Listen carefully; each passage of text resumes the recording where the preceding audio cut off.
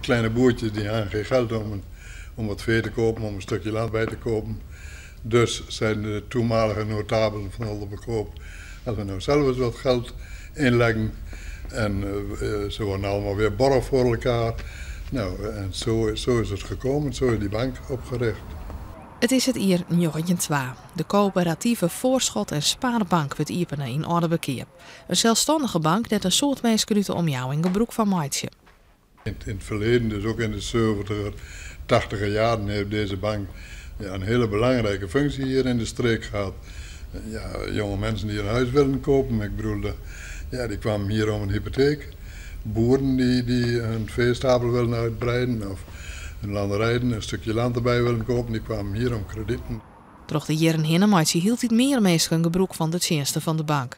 De klanten komen van het verder Jesterwoude naar Oudebekeer. De bank groeit uit zijn Joske, verhuist naar een groter gebouw in het dorp en krijgt de naam Bank Berkoop. We waren de eerste bank in Nederland die een cliëntgeoriënteerd systeem had. Alle banken waren aan het automatiseren, maar die hadden de verschillende onderdelen, de hypotheken en de spaargelden, hadden ze allemaal geautomatiseerd.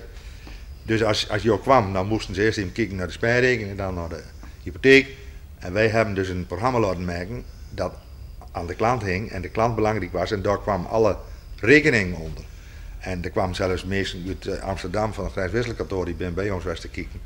Van, goh, dat is wel interessant. Maar dan kan de bank door strengere regeljouwing van de Nederlandse bank net langer zelfstandig blijven. In 2004 neemt de Frieslandbank het oer. Die is intussen weer oornam door de Rabobank. Het gebouw staat praktisch leeg en sluit begin november zijn dwarren. De laatste bankmeewerkers verhuizen dan naar andere locaties van de Rabobank. Wat er met het gebouw gebeuren zal, is nog net duidelijk.